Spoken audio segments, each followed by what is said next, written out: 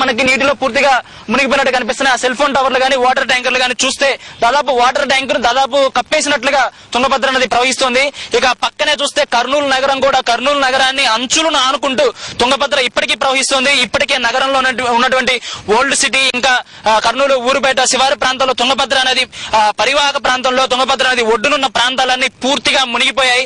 ఇప్పటికీ మనం చూడొచ్చు ఆ పేపర్ మిల్లు గానీ, ఆల్కహాలిక్ ఫ్యాక్టరీ గానీ, కర్నూలు ఎమ్మెల్యే టీజీ వెంకటేష్ చంద్ర ఆల్కహాలిక్ ఫ్యాక్టరీ గానీ పూర్తిగా వరద నీటితోటి తుంగభద్ర వరద నీటితోటి కప్పేసింది.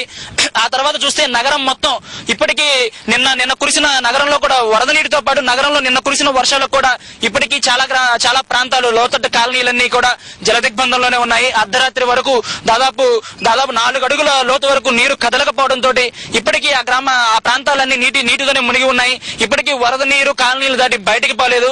ఇక ఈ తుంగభద్ర వంతెన పూర్తిగా గండిపడడంతో 7వ నెంబర్ జాతీయ రహదారిపై రవాణా సౌకర్యాలు పూర్తిగా దెబ్బతిన్నాయి.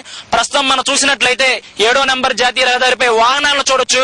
పూర్తిగా బారులు తీరి హైదరాబాద్ నుంచి రాయలసీమ జిల్లాలకు కర్నూలు, కడప, చిత్తూరు, దాంతోపాటు బెంగళూరు, కర్ణాటకలోని బళ్ళారి, ఇతర ప్రాంతాలకు వెళ్లేవాటన్నిటికీ ఇదే ప్రధాన రహదారి. ఇక చిత్తూరు, కడప, తిరుపతి రహదారితో పాటు 7వ నెంబర్ జాతీయ రహదారి కూడా పూర్తిగా మూసుకుపోయింది.